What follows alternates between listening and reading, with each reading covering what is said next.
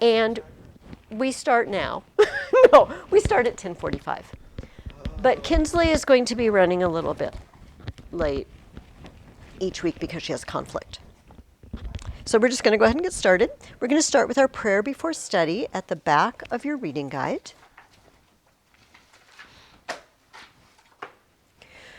Christ my Lord, the giver of light and wisdom, who opened the eyes of the blind man and transformed the fishermen into wise heralds and teachers of the gospel through the coming of the Holy Spirit, shine also in my mind the light of the grace of the Holy Spirit.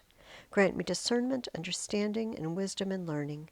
Enable me to complete my assignments and to abound in every good work, for to you I give honor and glory. Amen. Most blessed Lord, send the grace of your Holy Spirit on me to strengthen me, that I may learn well the subject I am about to study, and by it become a better person, for your glory, the comfort of my family, and the benefit of your church and our nation. Amen. Excellent. All right, we are going to go over our questions. However, I'm going to spend more time on one of them than the others, which is okay. But first, I want, and then I will give back. Don't do that. I've actually been copying off of your paper. See? That's why yes, hold it. This is not true. This is just not true. All right, I have for you. See, I wore this headband, and I think that it's my glasses on my head. All right. Yes, your epic similes, amazing. I really, really loved them. I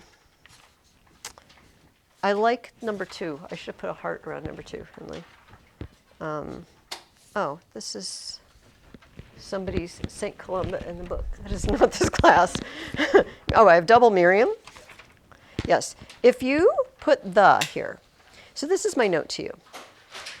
You did a number of syllables perfect, but da, da, da, da, da, da, and the is never the, we never, so, but what if you took out the the? Pumpkins are growing, the harvest is starting, the autumn says hello. Then it would be perfect. And Liam, did I get similes from you, Kinsley? Okay. This is people who are not coming. All right. All you have missed is I collected. Do you have a summa for me? Yeah. Okay. Oh, can you tear it out so I don't have to take your whole notebook? Yeah. Each one all these in each week. What are they? Are they all your assignments? Yeah. Oh, okay, yes. Oh, yes. Wonderful. All right, our art of the week is called Achilles Lamenting the Death of Patroclus. Patroclus is very pale, exceedingly pale. He's dead. This painting is 12 feet by 7.5 feet. Yeah. Painted by a Scottish artist in the 1760s.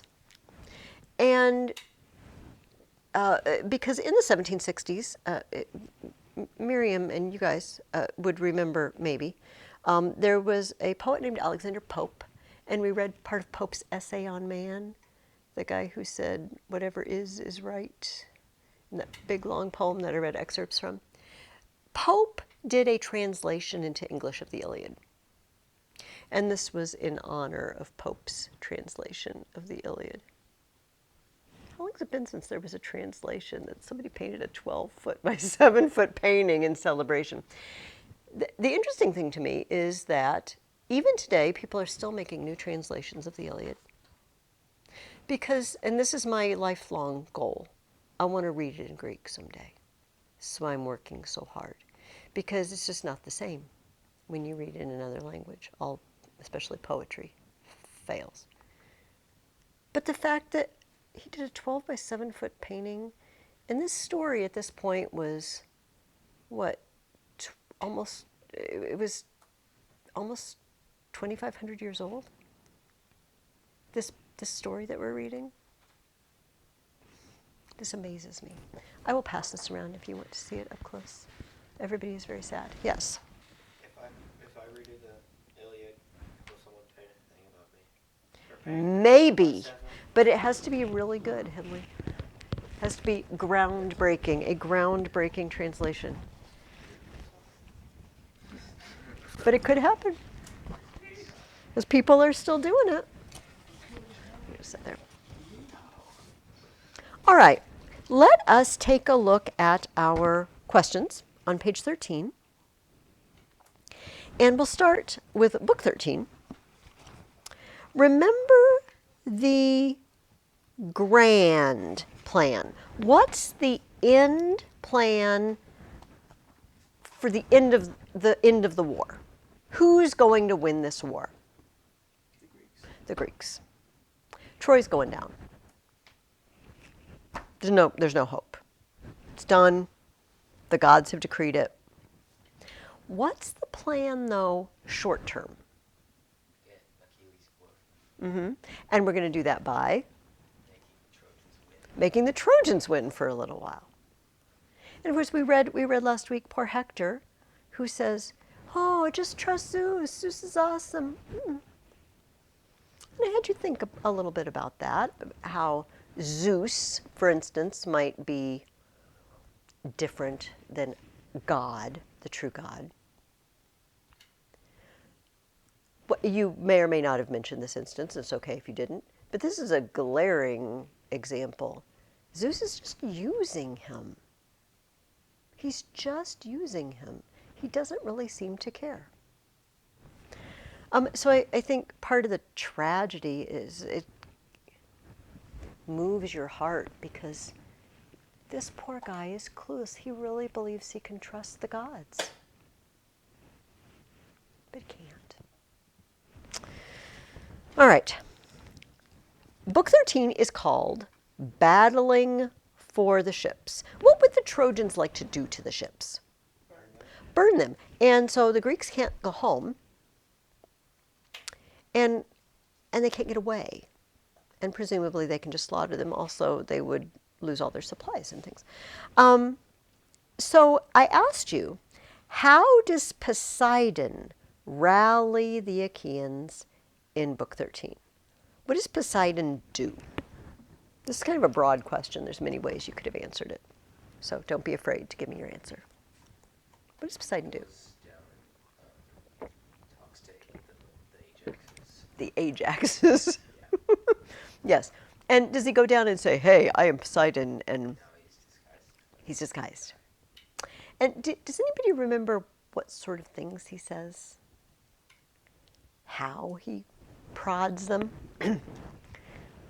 Let's take a look at something that he says.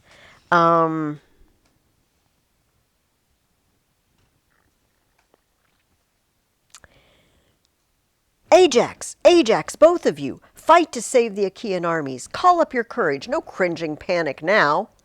At other points on the line, I have no fear of the Trojans' hands, invincible as they seem. Troops who had stormed our massive wall in force. Our men-at-arms will hold them all at bay. But here I fear the worst. I dread a breakthrough. Here, this firebrand, rabid Hector leads the charge, claiming to be the son of high and mighty Zeus. But the two of you, if only a god could make you stand fast yourselves, tense all your power, and command the rest of your men to stand fast too. Then you could hurl him back from the deep sea ships, hard as he hurls against you, even if Zeus himself impels the madman on. All right, so he tells him, this is the critical place. Ajax and Ajax. The Ajaxes. Hector's here. Hector is your main threat. And then it says, in the same breath, the god who shakes the mainland struck both the men with his staff and filled their hearts with strength and striking force, put spring in their limbs, their feet, and fighting hands. All right. He physically makes them stronger and braver. I like that. He doesn't not give them power to do what he tells them to do. And they realize, one of them says, that's not the prophet Calchas. That's some god. I don't know who, but that's some god. Now, why is Poseidon picking this moment? Does anybody remember? I didn't ask you, but I just wonder if you remember. Why did Poseidon go down at this particular moment? What's going on that makes Poseidon say, this is a good time to help the Greeks? They're about ready to give up. Okay, that's a very good answer. They are about ready to give up because it really looks bad for them. There's something else going on. Let me read it, and then you tell me. But once Zeus had driven Hector and Hector's Trojans hard against the ships, he left both armies there, milling among the hulls to bear the brunt and wrenching work of war, no end in sight, while Zeus himself, his shining eyes turned north, gazed a world away to the land of Thracian horsemen. But not a moment more would he turn his shining eyes to Troy. Zeus never dreamed in his heart a single deathless god would go to war for Troy's or Achaea's forces now. What's happened? What's Zeus doing? Yeah, he's not paying any attention. In other words, this is a god that if he turns his attention elsewhere, he doesn't know what's going on in the first place. And Poseidon sees Zeus isn't paying any attention. I can go down and do whatever I want now. Now, this doesn't last for long because someone tattles on him. You know, they're brothers. Zeus and Poseidon are brothers. If you have a brother or any sort of sibling at all, I don't know if there would ever be any tattling in your house. But there was tattling here. Unfortunately, they can't go to the mom and dad in this case, but there is tattling of one sibling to the other. Do you know what Poseidon's doing? And so, we read on page 352 this. So Zeus comes back, and he needs Poseidon to stop. And it says this: the two powerful sons of Cronus, Zeus and Poseidon, their deathless spirits warring against each other, were building mortal pains for seasoned heroes. Zeus willing a Trojan victory, Hector's victory, lifting the famous runner Achilles' glory higher. But he had no lust to destroy the whole Argive force before the walls of Troy. All the father wanted was glory for Thetis and Thetis' strong-willed son. But Poseidon, surging in secret out of the gray surf, went driving into the Argive ranks and lashed them on, agonized for the fighters beaten down by the Trojans. And his churning outrage rose against great Zeus. Both were gods of the same line, single father, but Zeus was the elder born, and Zeus knew more. And so Poseidon shrank from defending allies out in the open, all in secret. Always armed like a man, the god kept urging armies on. Both gods knotted the rope of strife and leveling war, strangling both sides at once by stretching the mighty cable, never broken, never slipped, that snapped the knees of thousands. First of all, if we got in a time machine and we decided, let's go back to the Trojan War, this field trip, like Miss Frizzle, she could probably do that, take you back to the Trojan War, right? And we looked and we'd see Greeks fighting and Trojans fighting and a war. Who is really fighting behind the scenes? The gods. It looks like Greeks versus Trojans. Right now it's Zeus versus Poseidon.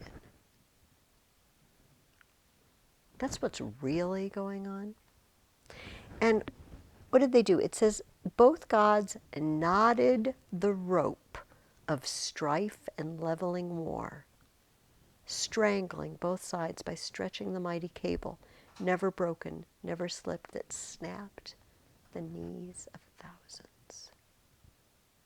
Now, he doesn't mean they literally had a cable snapping knees. But it makes a picture in my head because it's a really cool metaphor. And I see them holding a literal rope and just, if you ran, can you picture this? If Elliot and I had a rope and you were all standing there and we just ran, you'd all fall down, we could knock you down. But it's Zeus and Poseidon doing it, and they're just knocking down thousands with war. It's them. It's them. How do you fight a war against the gods? How do you fight when the gods are fighting? This is not a rhetorical question, but it's not a question I have the answer to. Is it easy? There's an easier question to answer. Is it easy to fight against the gods? When have we seen somebody fight against the gods already? Diomedes. And how was he able to do that? He had another god helping him. But when they withdraw their power, what happens to the human being? They're not able to do it anymore. All right. Let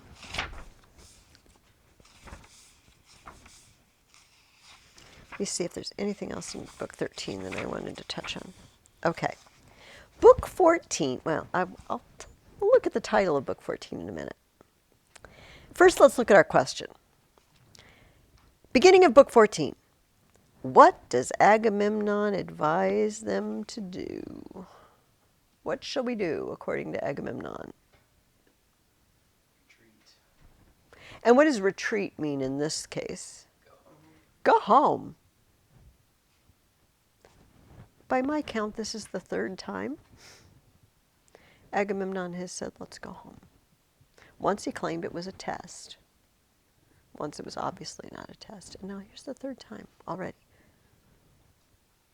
And we're only barely halfway through the book. And Agamemnon says, let's go home.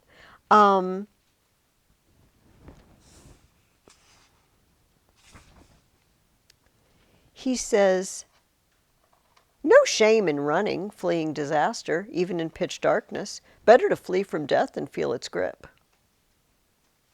Do you remember what Agamemnon said he had something, but he didn't have something else? Do you remember that? What does he have and what does he not have, according to? He's got a scepter, but he doesn't have courage. Yeah. He's the king, but he's got no courage. Does it seem like this is turning out to be an accurate? Yeah.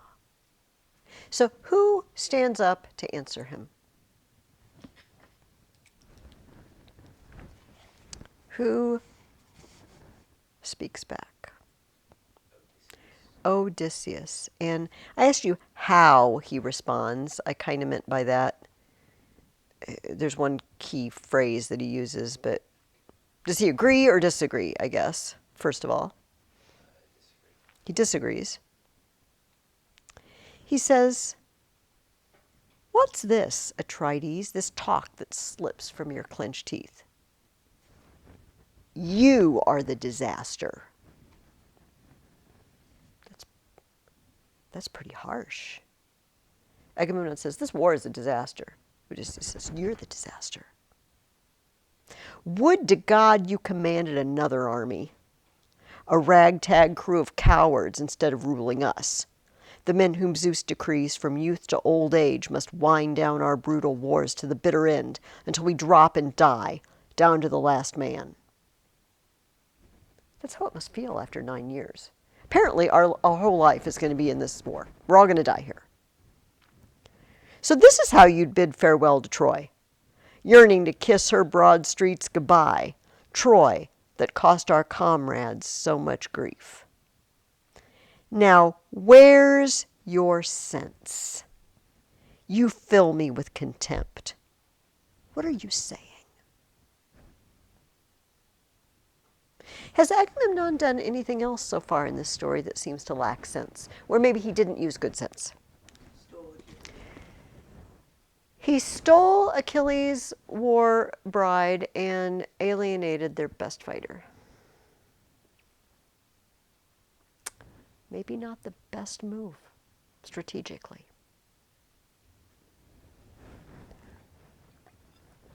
Agamemnon, after Odysseus ends his little tirade with, "Your plan will kill us all,"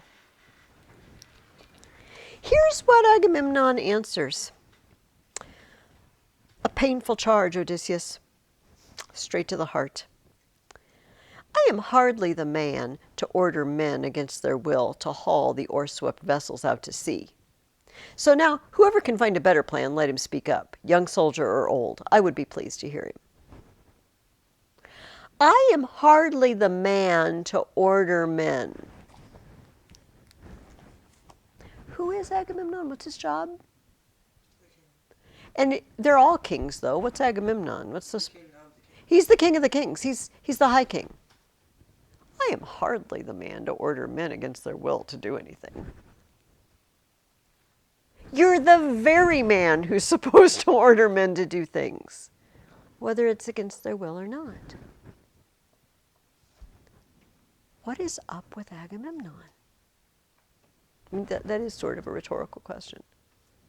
I don't know what's wrong with this man. He is the one to order men.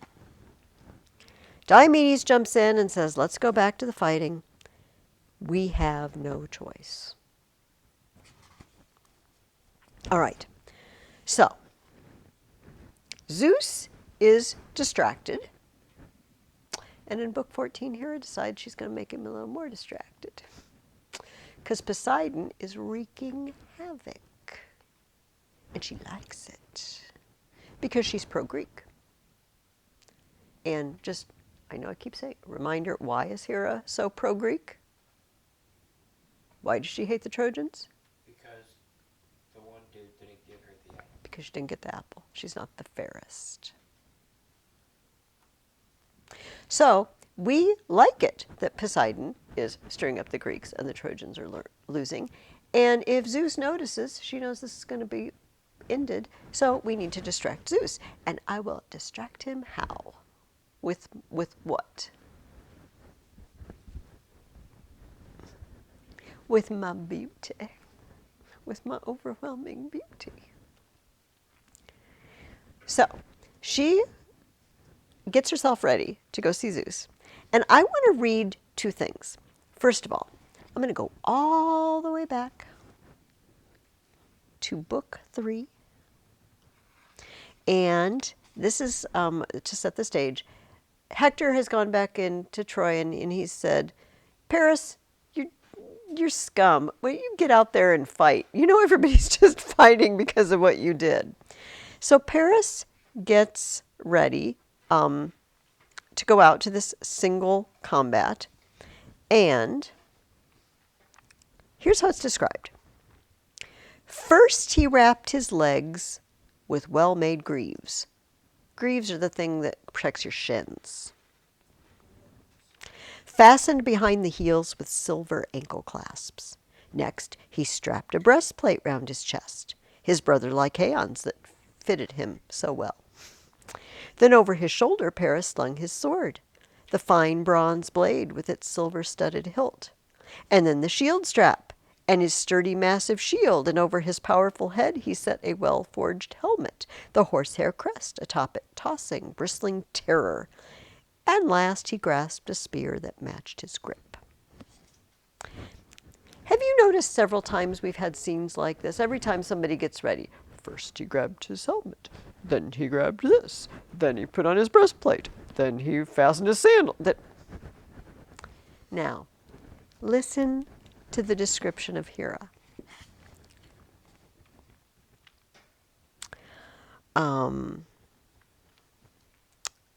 Hera, the ambrosia first. Hera cleansed her enticing body of any blemish. Then she applied a deep olive rub, the breathtaking redolent oil she kept beside her. One stir of the scent in the bronze-floored halls of Zeus, and a perfumed cloud would drift from heaven down to earth. Kneading her skin with this to a soft glow and combing her hair, she twisted her braids with expert hands, and sleek, luxurious, shining down from her deathless head they fell, cascading.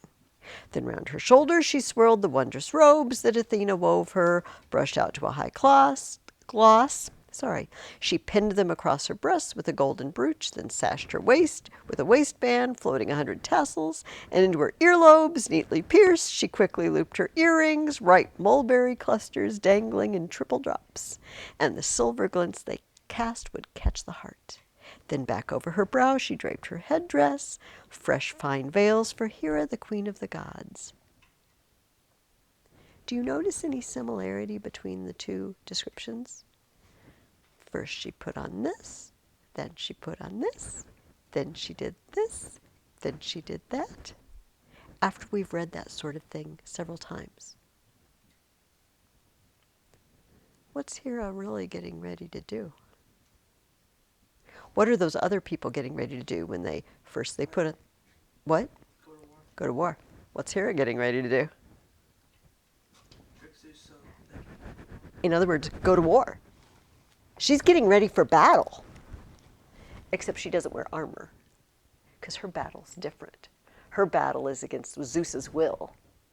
Let's distract him. Let's make him look at me. Let's make him absorbed in me, so he won't notice. It's an act of war. It looks like, oh, isn't that pretty? She's getting ready for her husband and primping up for their date.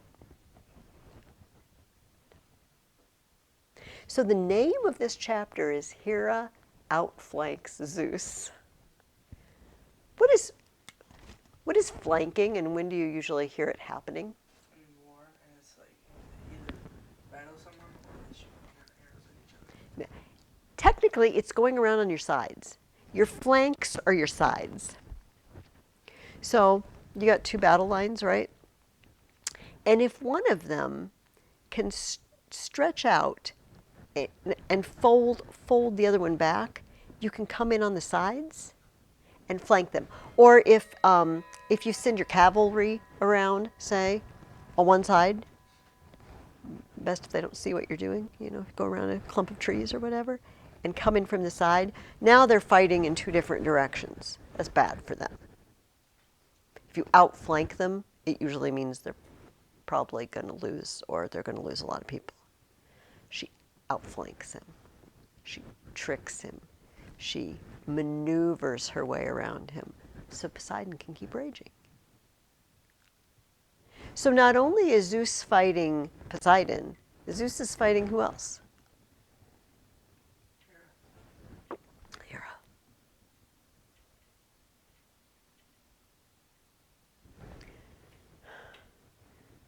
All of you but Kinsley, did you all read The Children of Odin with me? Maybe not Henley? You didn't read it? Okay. Thinking of Norse mythology. We won't go there. Where was that last year? It was 2 years ago. Oh, no, that was 3 years. I don't know. I'm doing it again this year, so it was 2 years ago. It's okay. No, never mind. I'm not gonna follow that up. Okay. I forgot to lay my clock down. That clock doesn't work anymore.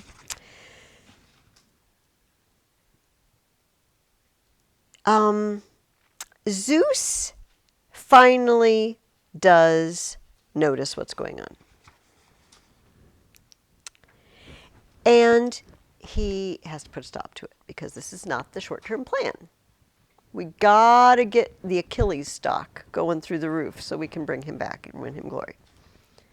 So he sends Iris, the rainbow messenger lady, to tell Poseidon, stow it. Stop it. And this is Poseidon's response. What outrage! Great as he is, what overweening arrogance! So, force me, will he, to wrench my will to his? I with the same high honors? 3 brothers we are, all sprung from Cronus, all of us brought to birth by Rhea, Zeus and I, Hades the third, lord of the dead beneath the earth. The world was split 3 ways. Each received his realm.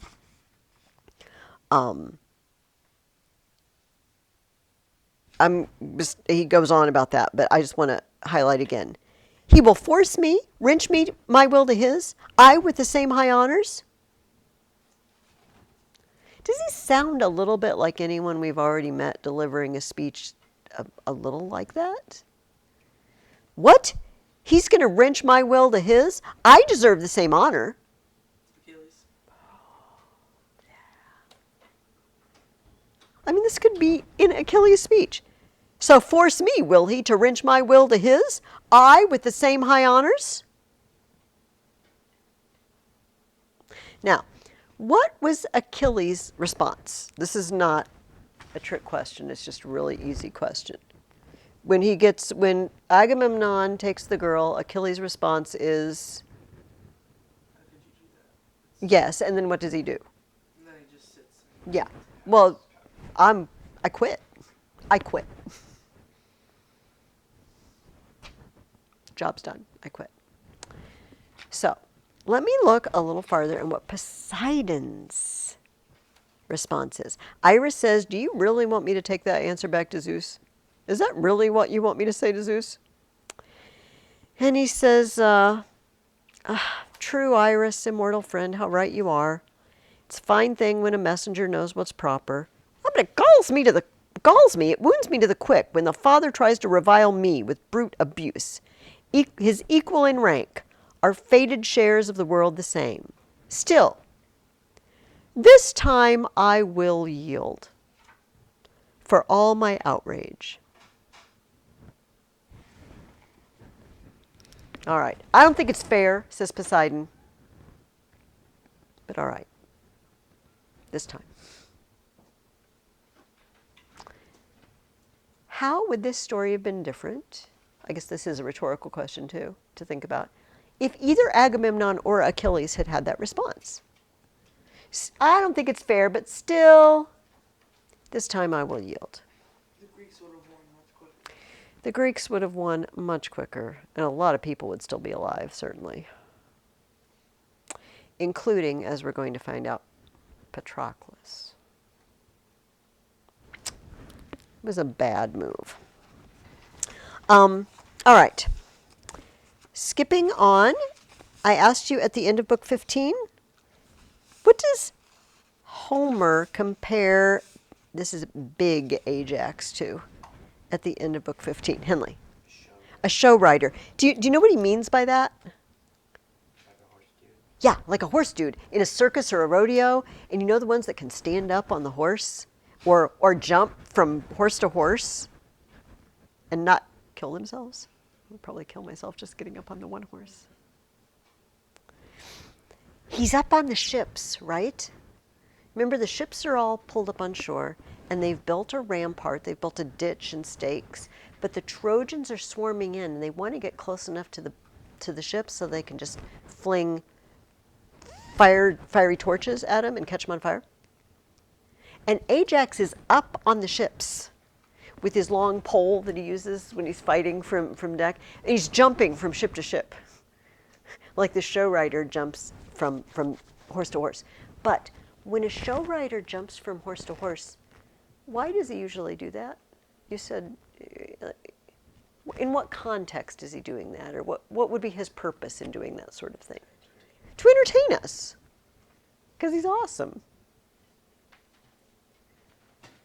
Is Ajax trying to be entertaining? No. This is another one of those similes where, and this is a brilliant simile. I mean, all of these types of similes where they're alike in one way only, but in another way they're opposite. Because he's not amused, and he's not trying to amuse anyone else. He's trying to kill him. I think it's very cool. It's very vivid to me, seeing him jump from ship to ship and stabbing them. All right. But this is also a sign that the Greeks are once again not doing well. Because if Ajax can be stabbing people from the decks of the ships, kind of means the Trojans are really, really close to the ships, doesn't it? And next stage is fire. All right. Now, I don't know if you noticed it, but, well, let me ask you first. What is the plan? What does Achilles and Patroclus come up with a plan? What's the plan to help the Greeks? Patroclus is gonna go act like Achilles. Yeah, everyone motivated. What if I dress up in your armor and no one will really know it's not you, and then you technically won't give up your anger and won't go back in the fight? But they won't know that. And we can just give them breathing space. Right? The Greeks just need a moment to catch the breath, treat the wounded, whatever. We just need to push the Trojans back a little bit. Do you remember, did Patroclus come up with that idea on his own? Does anybody remember where he first heard that idea?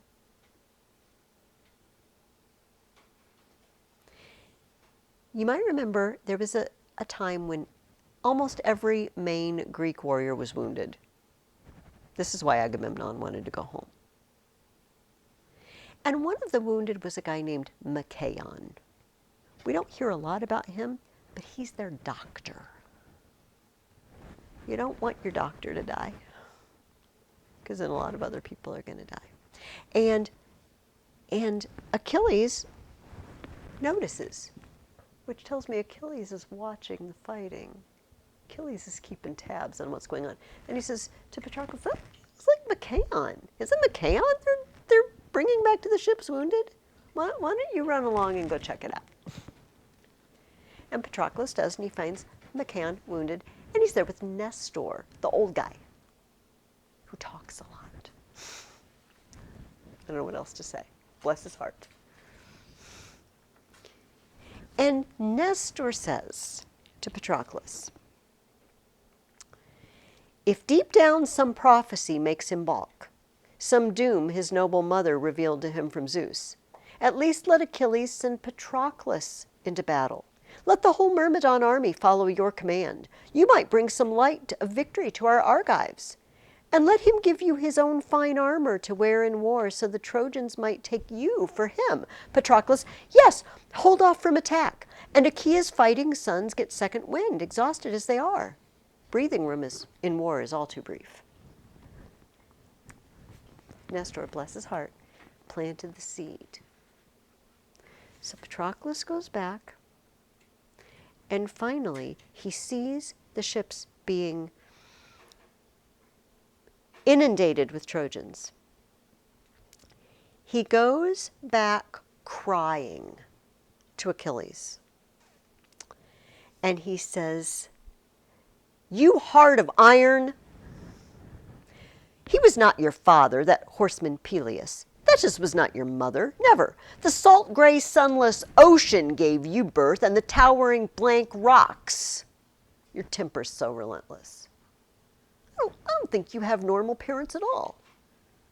I think rock and ocean gave you birth, because you've got no feelings. But still, if deep down some prophecy makes you balk, some doom your noble mother revealed to you from Zeus, well and good. At least send me into battle quickly. And he goes on to just basically repeat what Nestor said. Now, is there a prophecy? Does Achilles have some sort of prophecy? Yeah. What is it? If he fights in the battle, then he won't return home, but he'll have glory forever. But if he doesn't fight, then he won't have glory, but he'll live. We know this. He told the ambassadors this. Flat out. We also don't know it here, but we know it in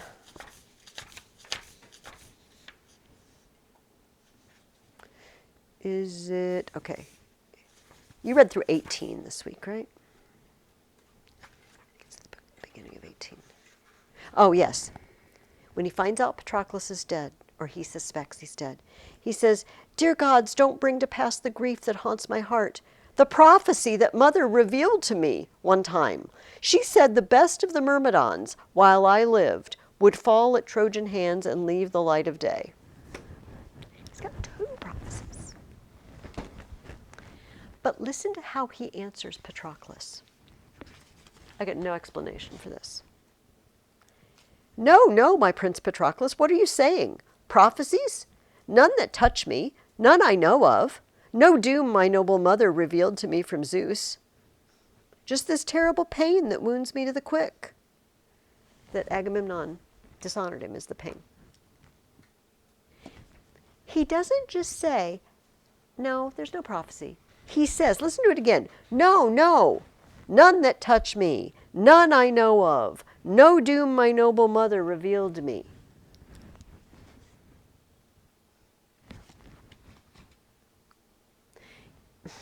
How can I say this?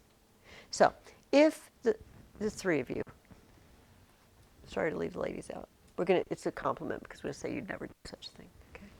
And because they're like the Three Musketeers.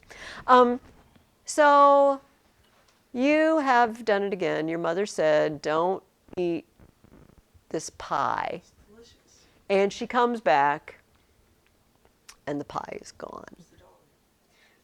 Well, so if she says to you know, who ate this pie? All right, first of all, never, ever, ever lie. But who ate this pie? If you said, we don't know, okay, that might, all right. But what if you said this? We don't know, certainly not us. We would never eat a pie. Why would you think we would eat a pie? We would not eat a pie. We don't even like pie. Okay, and you went on and on and on. What does that sound like now? We ate the pie. Oh, it so sounds like you ate the pie. Do you see what I mean? There's a Shakespeare, which play is that in? The lady doth protest too much, methinks. There's a play is that in? The female character is protesting very much that something is not true. And the more you protest that something is not true, the more it sounds like it's true. Whereas if you just say, nah.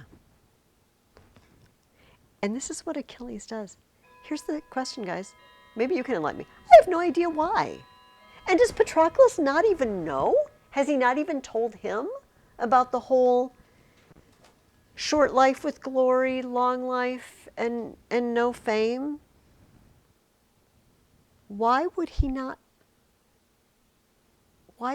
say, well, there is a prophecy, but that's not got anything to do with this? Do you think Achilles is afraid? Does he seem like he's afraid to go back out and fight? Yes. Why do you think so, Henley? Well, so far he's gotten someone to go. Ended up getting himself killed because he didn't want to do it. Okay. He's kind of, what's the word here? Giving off scaredy cat vibes. Okay. But remember, this is before. He says this before Patroclus is dead, because he says this too. So he hasn't sent someone out to get him killed yet. But he has been sitting out of the fighting for a good long time, and he did say things like, it's the same end for the coward and the man who fights, and my honor comes from Zeus, not from battle, and blah, blah, blah. I mean, I don't know. He's also mentioned wanting to leave. He also mentioned leaving.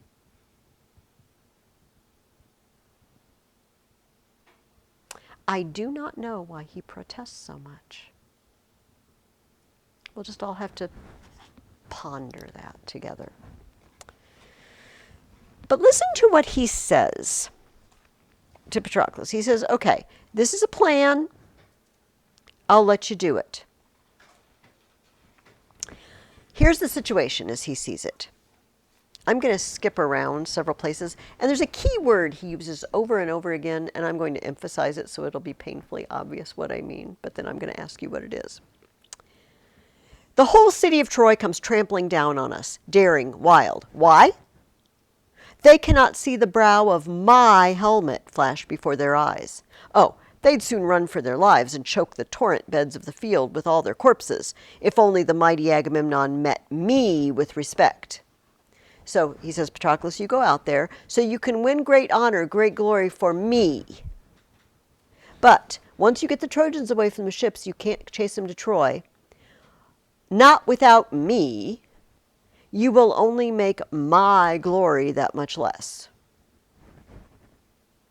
What does Achilles talk a lot about? Himself. Me, my.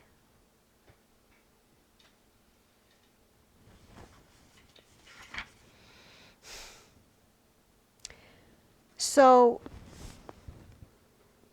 okay, we're supposed to be done at 12:15. Okay, I got it. I got it.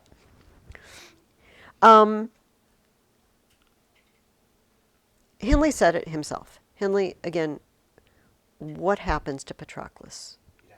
He dies. And in the fighting, just kind of zip through a few questions here. Whose son is Sarpedon? He goes up against Sarpedon. Zeus's son. And Zeus says, and this goes along with what I suspect some of you might have said in your summers. I know the Tuesday kids, some of them mention this. Zeus says, my cruel fate, my Sarpedon, the man I love the most, my own son, doomed to die at the hands of Menoetius' son Patroclus. My heart is torn in two now as I try to weigh all this. Shall I pluck him up now while he's still alive and set him down in the rich green land of Lycia, or beat him down at Patroclus' hands at last? Zeus says, oh, my poor son, he's fated to die. I really don't want him to die. I could save him. I am a god, but I'm not sure what I should do. Who is Zeus again? I mean, what is his job? He's the king of the gods, but apparently he can't do whatever he wants. Which this just now occurred to me. Who's another king who claims he can't do whatever he wants? Agamemnon. No wonder Agamemnon's like that. Zeus is like that. Yeah, so he can't save his own son. Okay, what does Menelaus do as soon as he sees Patroclus go down? What is Menelaus, what is a lot of the action concerning? What do they want not to happen? Well, they don't want him to die, but he dies. But after, it says when they see Patroclus fall, and that's code for die. After he's dead, first of all, what is Patroclus wearing? Achilles armor. Who ends up with Achilles armor? Hector. Hector strips it off. This is a thing. When you kill someone in battle, you get their stuff. However, if you're busy stripping off their stuff, you're an easy mark for someone to come around and kill you, right? You need a guard. Do you suspect Achilles' armor is pretty awesome? Oh, yeah. So Achilles' armor is gone. But they still keep fighting around Patroclus. What are they trying to do after the armor is? Trying to take the body. Trying to get his body back. Why do they want his body? So they can honor him. So they can honor him. What might the Trojans do with his body? Disrespect us. Disrespect. Hack it, not bury it. Well, they didn't bury, they funeral pyre, but not give it funeral honors. Remember, these guys are Greeks. If you go down to the underworld and you don't get a proper funeral service, you don't get to cross over into the underworld. You just kind of have to wander and wait. It's not a good thing. You need your body to be taken care of. Keep that in mind, by the way, as you finish the Iliad this week, because it is a big plot point. So they keep fighting over his body. Achilles' horses cry. His immortal horses cry over him. All right. The message comes to Achilles. Patroclus is dead. And slight problem with him going out and avenging him. What does Achilles not have now? Armor. What does he do? How does he help the Achaeans even before he gets his armor? He does something. Yells like he's gonna go battle. He goes out and yells, and they just all run. I love this. Although he has some help. It says,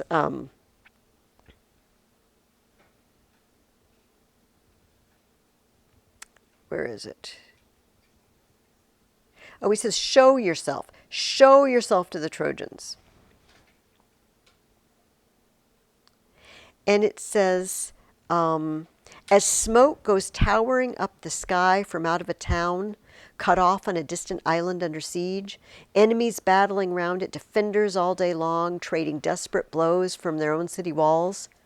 But the sun goes down, and the signal fires flash, rows of beacons blazing into the air to alert their neighbors, if only they'll come in ships to save them from disaster. So, now from Achilles' head, the blaze shot up the sky.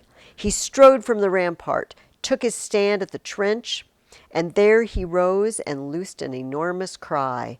And off in the distance, Pallas shrieked out too, and drove unearthly panic through the Trojans. Flame shoots from his head as Athena shouts along with him. I guess maybe I'd run too. So Thetis is going to go get some new armor straight from the blacksmith god himself, Hephaestus. And we hear, and he got, this. And what is most of the time spent describing? Shield. This shield. What sort of things are on this shield? Just about everything. Just about everything. Can you give me some examples? Oh, well, he had the stars in the sky. Okay, there. like all the heavens. Battling. There's battling. Bulls. What? And bulls sacrifice. Bulls being sacrificed. Yeah, just about everything. That was a pretty good summary. It says, and he forged on the shield 2 noble cities filled with mortal men, with weddings and wedding feasts in one. And under the glowing torches they brought forth the brides from the women's chambers, marching through the streets, while choir on choir the wedding song rose high, and the young men came dancing, whirling round in rings, and among them flutes and harps. And the people massed, streaming into the marketplace, where a quarrel had broken out, and 2 men struggled over the blood price for a kinsman just murdered. One declaimed in public, vowing payment in full. But circling the other city camped a divided army, gleaming in battle gear. And then it goes along with their strategy. So we have a city at war and a city at peace. Except the city at peace, is everybody at peace in the city of peace? Because there's people in front of a judge because somebody's just been murdered. That's not good. Then there's a field, and there's farmers, and they're at the into the row plowing, and they're drinking their honeyed wine. And there's a king's estate where the harvesters are laboring, in a vineyard with clusters and cattle, and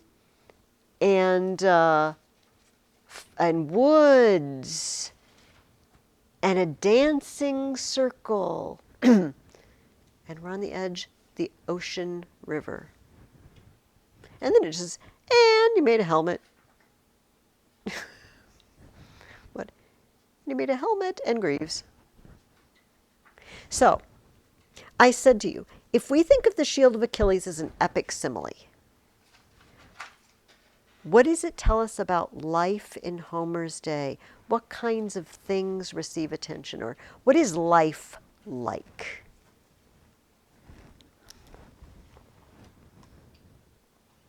A city at war, a city at peace. But remember what's going on in the city of peace. It's not always what it seems like it is. Okay. What do you think, Miriam? Conflict is a really big thing for them. Conflict. Even in the city of peace, there's conflict. We can't ever escape it. Sometimes it's large scale, sometimes it's smaller scale. But is it all conflict all the time? There's peaceful fields where the farmer stops and he drinks his wine at the end of the row. Like, if any of you farm, take your dad wine, but, lemonade or iced tea or whatever. And there's dancing girls and there's weddings, but then there's deaths and there's wars. And the world is a beautiful place, but it's not always a safe place.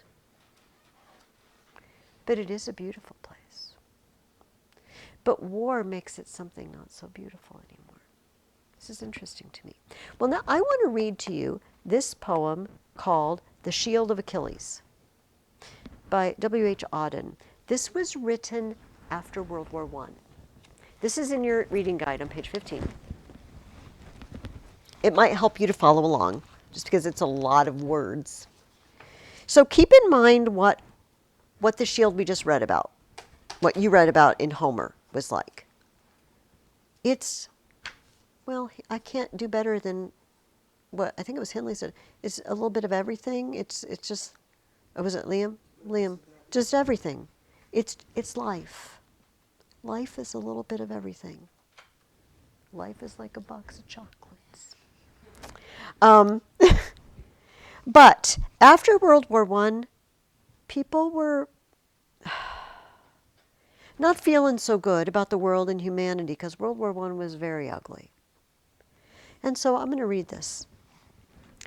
She looked over his shoulder for vines and olive trees, marble, well-governed cities, and ships upon untamed seas. But there on the shining metal his hands had put instead an artificial wilderness and a sky like lead. A plain without a feature, bare and brown, no blade of grass, no sign of neighborhood, nothing to eat and nowhere to sit down.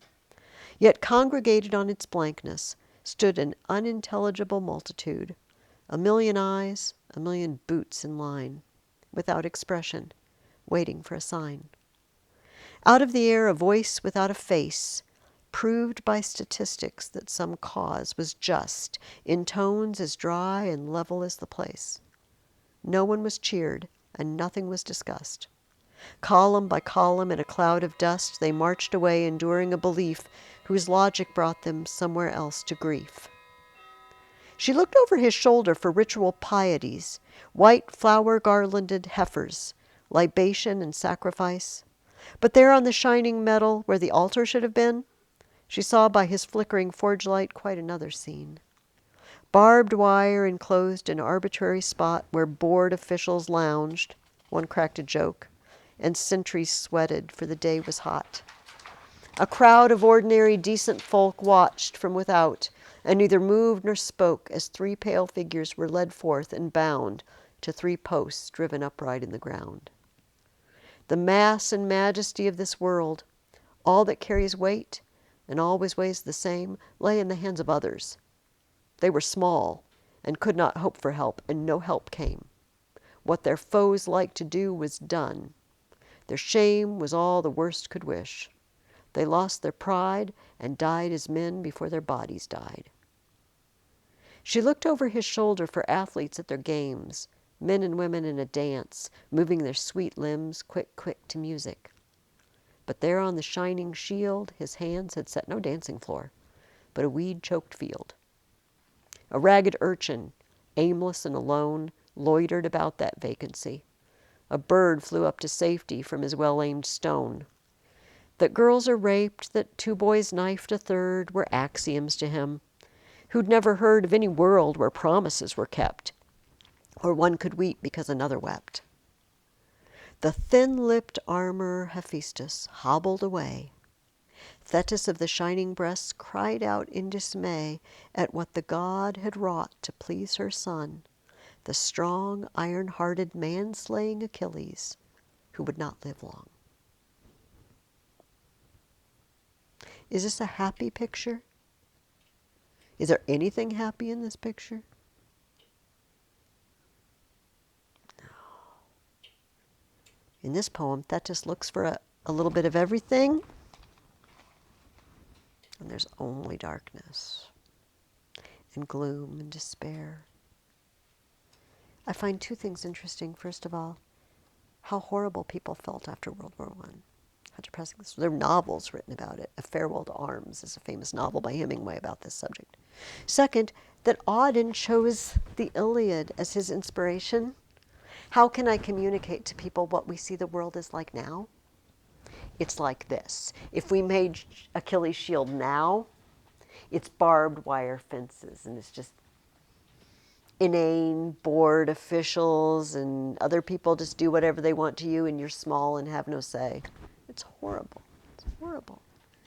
But how fascinating that 2,500 years later he said, this is how I will show the world how we feel. All right. This week, I want you to finish the Iliad, and I want you to do two other things for me. And we're going to spend the rest of our time working together on one of them. Don't put your reading guides away. As a matter of fact, you could turn to the back of your reading guide to page 111.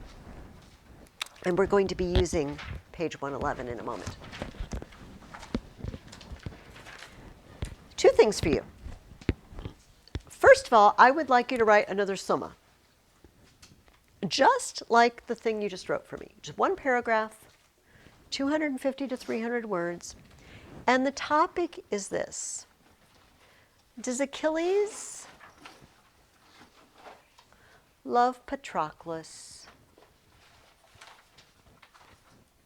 more than himself?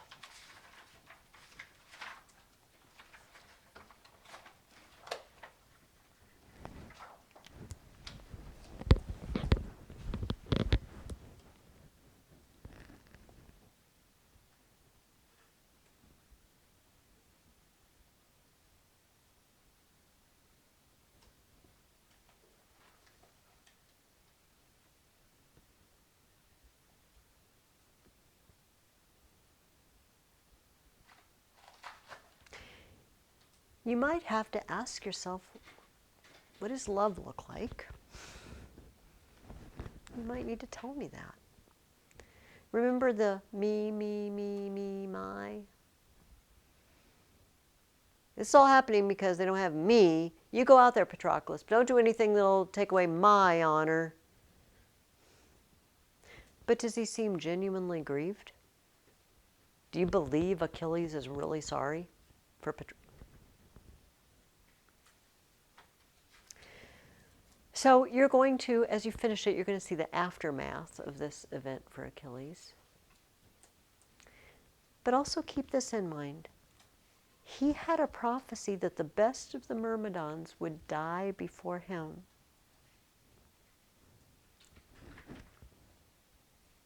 Does he just not know who that is? Does he not suspect? He prayed to Zeus. You might remember we didn't read this. He said he prayed two prayers. Let him fight the Trojans back and let him come home safe. And Homer says, one of them Zeus granted and the other he denied. I just would like you to explore. Is Achilles really so selfish that he has no love for Patroclus? Or do we just mistake what seems like selfishness? Or can you be selfish and love another person at the same time?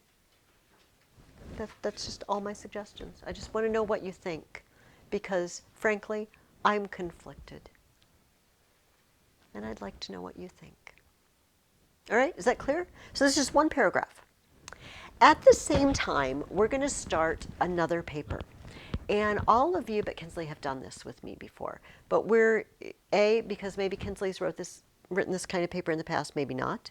But B, because review is always good, we're just going to kind of start back at the beginning. This is going to be our first persuasive essay of the year. And this week we're going to do the step we call invention. And it's just a fancy way for saying thinking up ideas. Invenio means find. Find out or discover in Latin. So can I take this away now? I'm going to take this away and write the other questions so that we don't mix the two questions together. So that's for the summa. This is our essay question. We are going to write on this topic. Should Agamemnon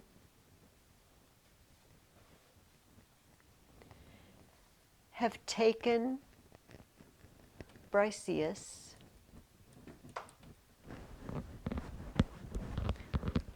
from Achilles?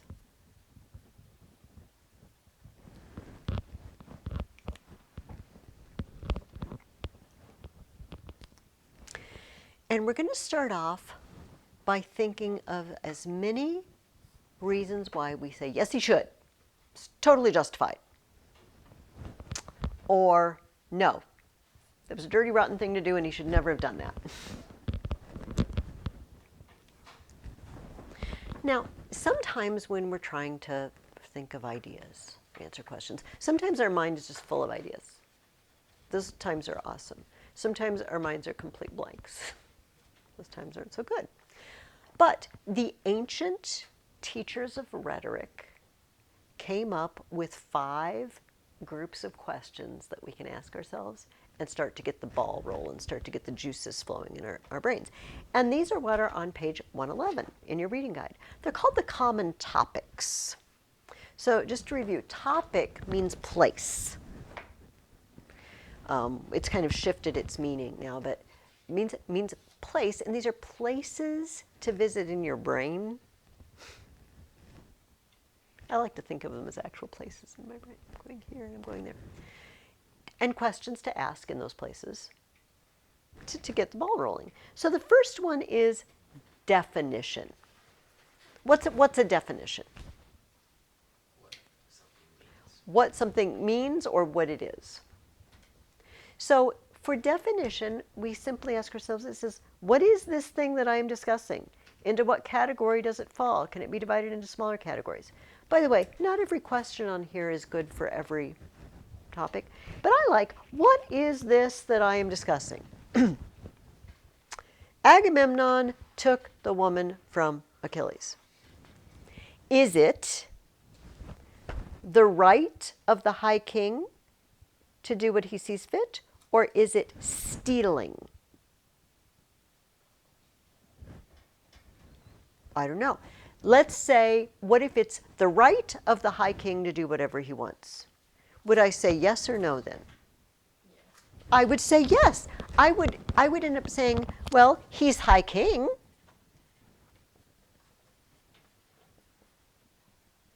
So he can do what he wants.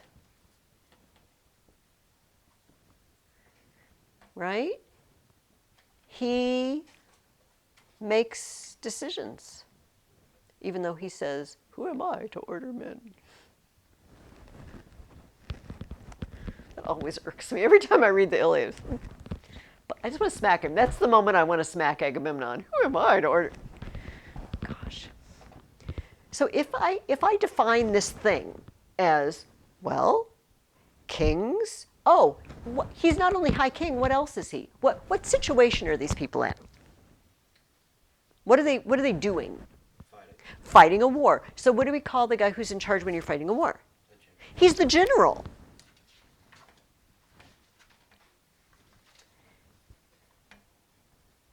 And what are the subordinates in armies supposed to do to the general? Yeah. You have to obey your leader in war. Or it's just chaos, right? Everybody's going to die if you start ignoring your orders in war situations. So it's a bad precedent, right? If you know what I mean. If one person disobeys or argues against orders, it means other people might become insubordinate, as they say, and start disobeying orders. Does that all make sense? And you see, where did we get that from? What is this? A general and a king giving orders. Okay, what if we say it's theft? Would we say yes or no? Oh, no. And first of all, why would we say no if we were going to call it? And why is that a no on stealing? What? Morally. Because stealing is wrong. Yeah, why would we say no if it's stealing? Yeah, I was not very comprehensible, Liam. It's stealing. She was Achilles. She belonged to Achilles, even though we kind of don't like that whole human beings belonging to other human beings thing now. But we just have to kind of live in their world. And stealing is wrong.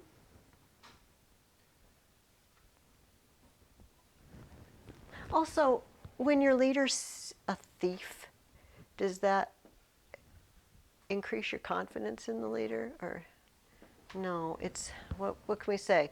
It's bad for leaders to be thieves.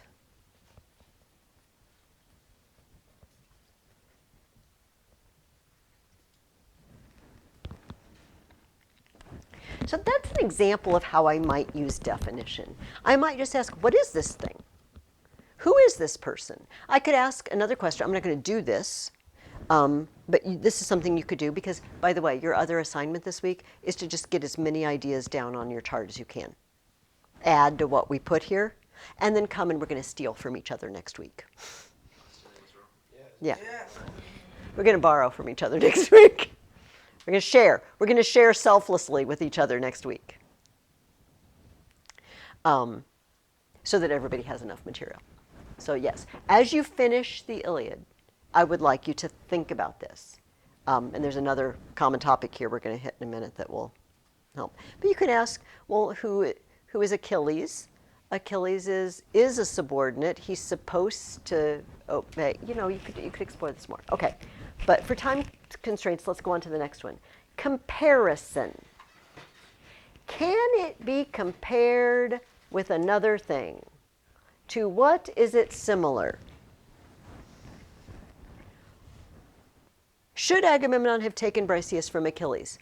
What is this thing we're talking about? What happened? He stole what? Someone's belonging. And particularly, what kind of belonging? His wife. He stole someone's woman, or he took someone's woman. Gee, is that similar to anything else that's happened in this story? Yeah, the whole plot. The entire plot of the war. Okay, so let's think about that. If this is similar to that, what did taking a woman, what did Paris taking a woman lead to? Okay, so did taking a woman lead to something good? Yeah. It led to something bad. So would this be a good reason that yes, I should take a woman, or no, I should not take a woman? No. Okay, no. This would be a no. Paris stole Helen, and it led to war.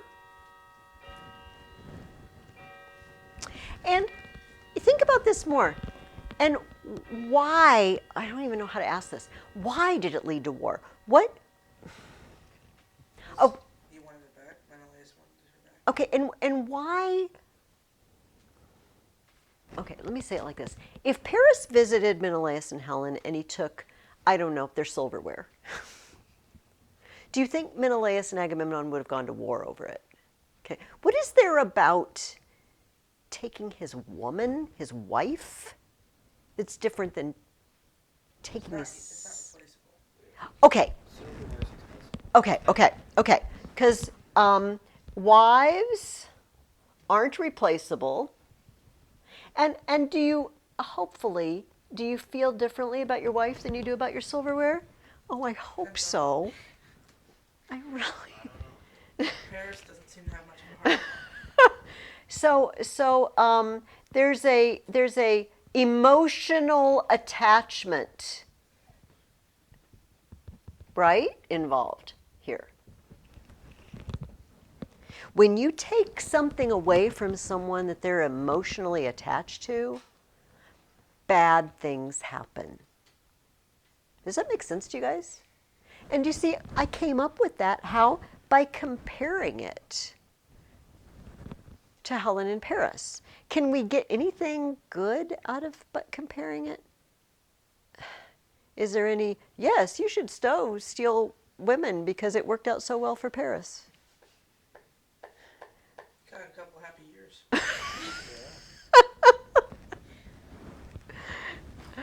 A couple, what's that say, Liam? She's been there 9 years, well, at least 9 years, and they've had a couple of happy years. We're watching Gilligan's Island again, my husband and I. We have the whole box set. And it was the second episode or whatever. There's a typhoon, and anyway, they were building a community hut. And the Howells were there, and Mr. Howell said something about, oh, Lovey, it was the best 30 years of my life. And And she says, we've been married 35 years. And he said, I know, but these last few have been a little shaky. Sorry if you don't have any idea what Gilligan's Island is. Okay, let's move on to relationship. And under relationship, do you see it says cause and effect? I feel like this is a really good one to ask. I think the other ones aren't as helpful, although you could take a look at them this week and just think about them and see if they apply. But what causes it? Well, we know what caused it.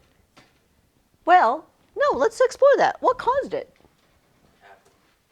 Okay, now we're back to this event. Okay, what caused this event? Let's trace the thread back. Why did Agamemnon take Briseis? Because he's jealous of Achilles. No. Maybe a little bit, but that's not the main reason. He had to give his girl back. And why did he have to give his girl back? Oh, because she was the priest's daughter. Because she was the priest of Apollo's daughter. And what was happening? Apollo was killing people. Okay. So that's the cause. So every step in that cause we could examine.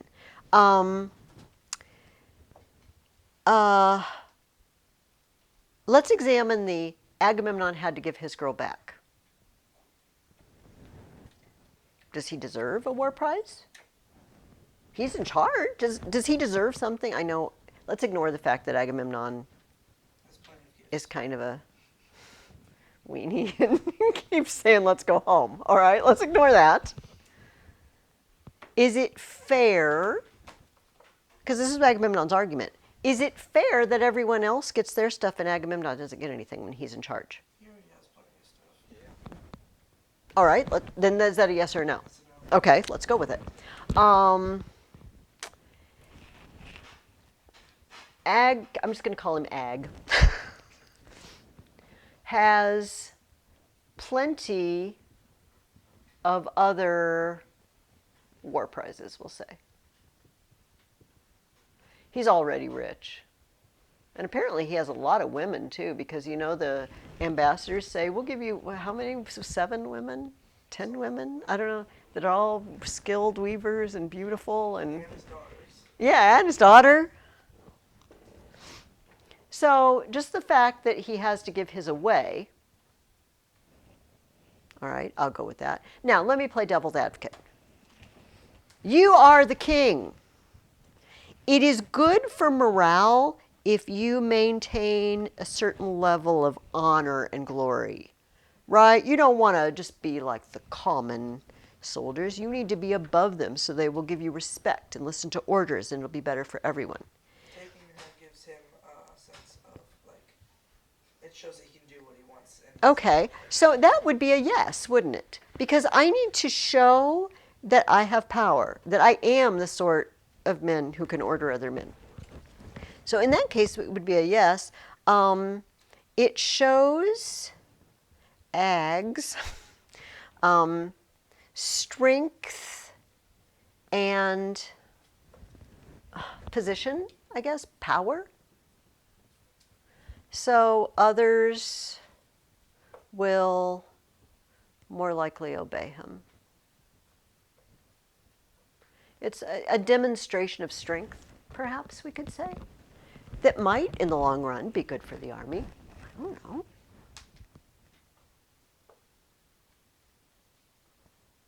All right, now, that was one cause, right? He lost his girl. But then let's go to the next cause down, which was Apollo was killing people. How do you think morale was when all this was going down? So Apollo is shooting his death arrows at people, and they're keeling over like flies. And, you know, everybody's dying around you, and you're burying them all. And you've been at war for 9 years. Is morale good or bad? Morale is at an all-time low. Because people have been dying all over the place. Not to mention 9 years living in an army camp. Is starting a fight in your army good for morale or bad for morale? Bad. Doesn't seem good. So that cause, so this would be a yes or a no. No, because we can say morale was already low because of plague. We'll just call it a plague.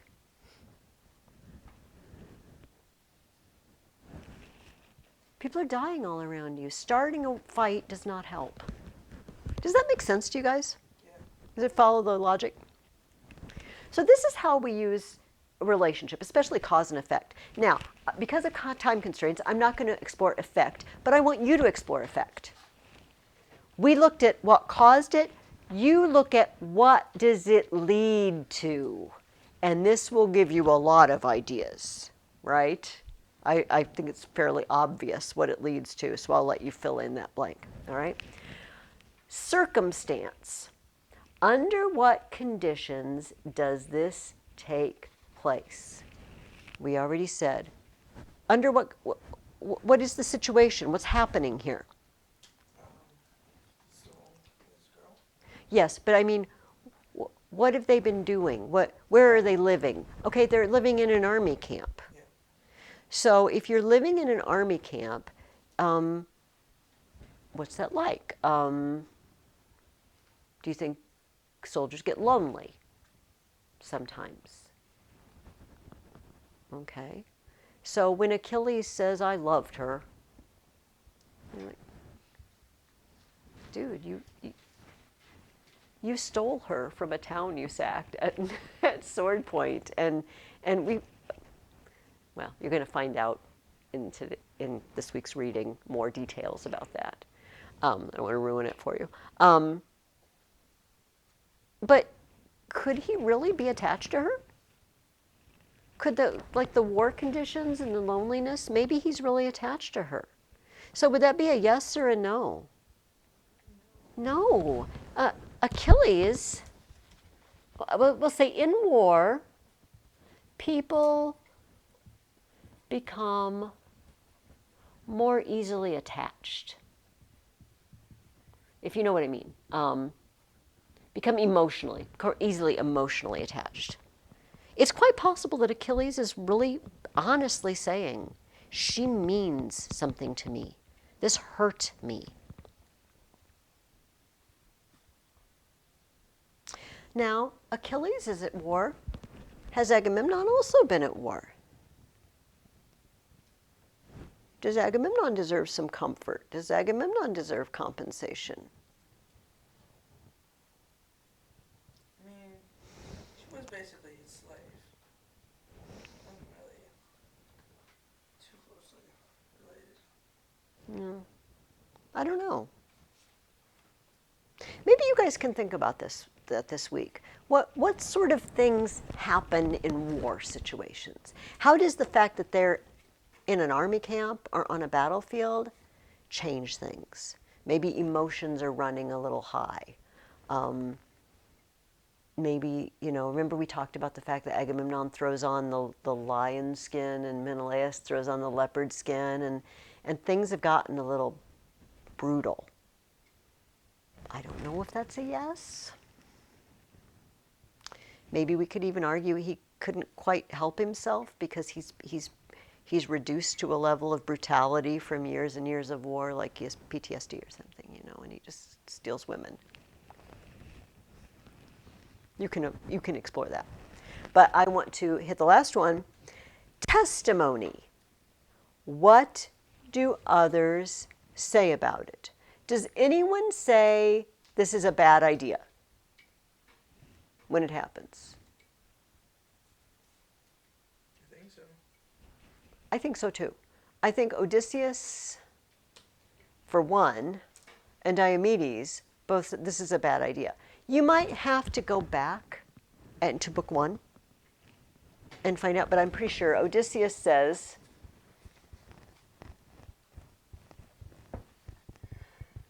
don't do it.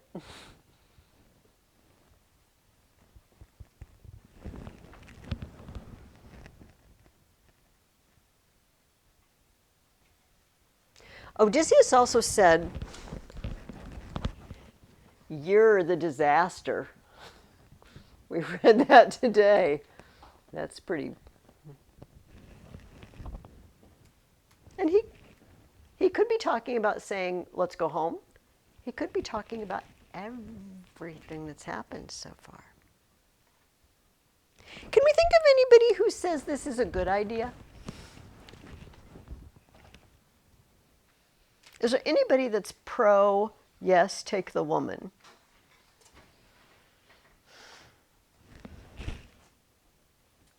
It says we can also look at who says, what do others say about it? Maxims, precedents.